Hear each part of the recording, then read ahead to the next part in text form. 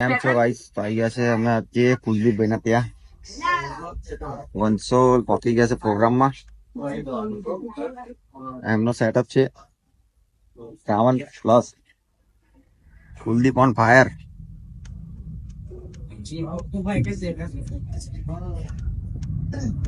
હા સેટઅપ આજે રાત્રે અમે મૂકીને ગયા હતા અહીંયા જ.